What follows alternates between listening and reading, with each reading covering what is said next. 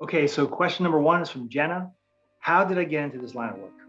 Now, I just made a whole video about how I got into this line of work. So I'm going to point you to that, right? But to make a long story short, it was some extraordinary circumstances where I got very lucky and emerged from a very bad situation by falling ass backwards into a really interesting career. I'd love to tell you there was a great plan behind it. There wasn't. Almost everyone I worked with had a completely different background and experience than mine. But it's a really incredible story of working very, very hard, of getting lucky, and then having some people who believed in me giving me an opportunity. So I'm going to point you to that video. You can take a look at that and learn more about the answer to that question. Next question is from Mike and Brian. What is money laundering? People have reasons that they need to disguise the sources of their money. And so let's say, for example, if you're a drug dealer and you've accumulated $1 million, that's a lot of money. And there's not much you can do with an actual cash $1 million. If you want to go buy a house, you can't just go and buy a house with $1 million in cash. Nobody's going to sell it to you. You can't even buy a $100,000 car right now. You've got to get your money into the banking system. And that is not easy to do because the banks won't take money if they find it suspicious in its origin at all. So you've got to find ways to make your money seem like it's come from legitimate places to get into the banking system so that you can do things with it. And then if you can do that, if you can manage that, if you can get it in, then from there, you can buy your mansions and your Ferraris and your yachts and all these things and leave money to your kids and all that kind of stuff you want to do. But having all that cash is a problem for people who accumulate large amounts of cash for illicit reasons. There are all these stories, particularly out of South America, about drug lords storing money in the walls of state houses. The elements, they decay. The money actually just falls apart. It's also extremely dangerous, especially if you're living that kind of life. Have lots and lots of cash laying around. People come and rob you. So there's a lot of reasons why people operate outside the law. They need the legitimate banking system. So they've got to find ways to get into it. So that's one reason. The other reason is that there's a lot of reasons, but the other reason is that people will want to be hiding their money for whatever reason.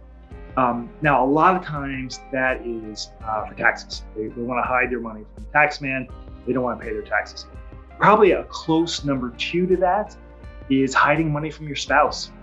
A lot of people don't want their spouses to know about money that they have. So they might set up some other bank accounts that nobody else knows about, or they have a shell company or whatever it is, kind of park some money that their spouse wouldn't necessarily know about. It's amazingly common.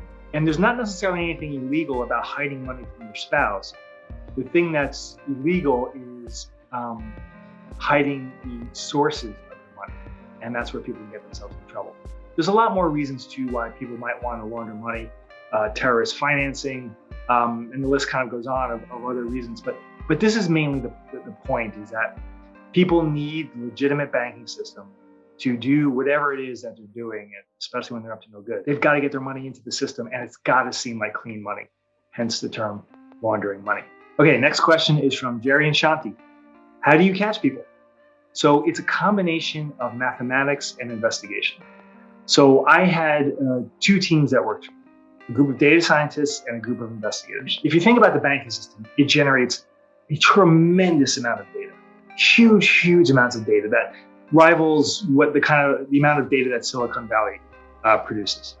And it's an ocean, and you're looking for just a couple of the most valuable fish in that ocean.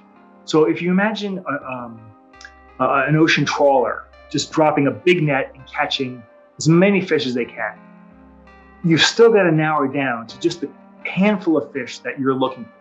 You want a very specific, I don't know, let's say an albino piranha. It's not easy to do. So it kind of passes through a few different levels. You start with your algorithms and your data scientists kind of mining all the data.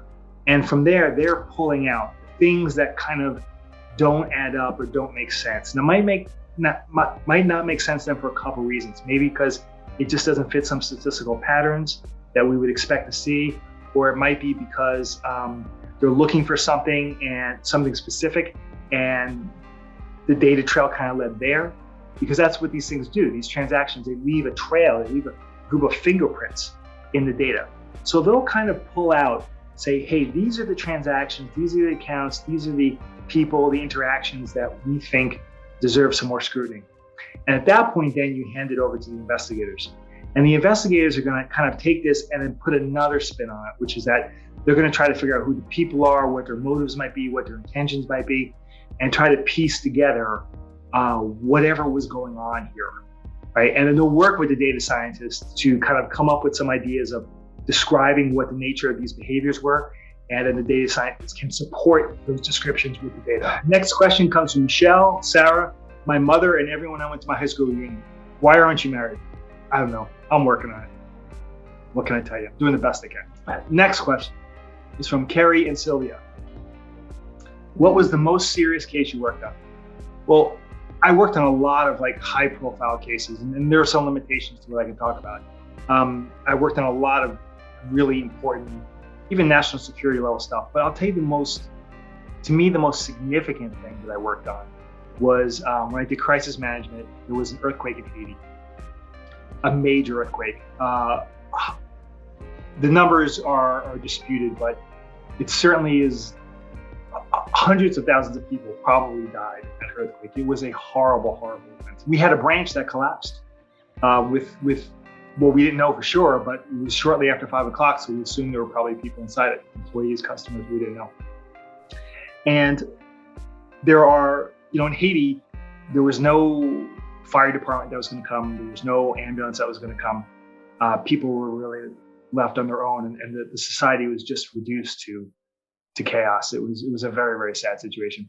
So we sent a team down there to just try to do some excavation to start off as a rescue mission to see if we could find any survivors. It was very, very difficult. I mean, getting the people there, getting equipment to do that kind of digging was very, very hard, right? Because everybody needed stuff like that. And at the time, I mean, it got so bad in Haiti that even at a certain point, there weren't coffins. There were not enough coffins to go around.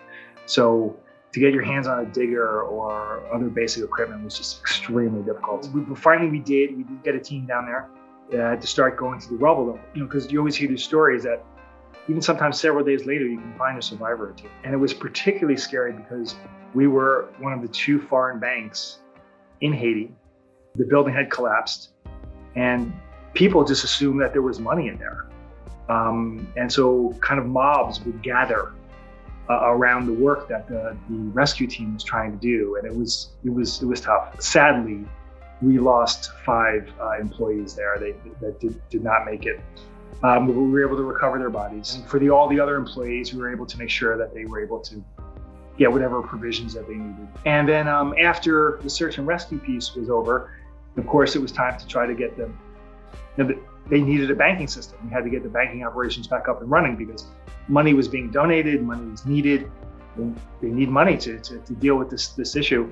We were one of 2 foreign banks, so we worked with the other foreign bank, a Canadian bank, and we worked together to kind of get our operations back going and to try to help restore some economic activity and get some money in there that was desperately needed. I have to say, I mean, it was just one of the proudest things that I've worked on, in the sense that I felt like I was really able to make a contribution to help. I know for our employees that had lost homes or found themselves some were injured, and we were able to really give them some help.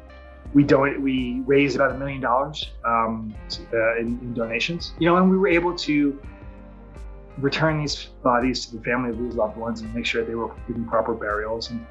And that, I'm glad we were able to do that. It was something I'm proud of. I felt like I really helped people who needed it at that time.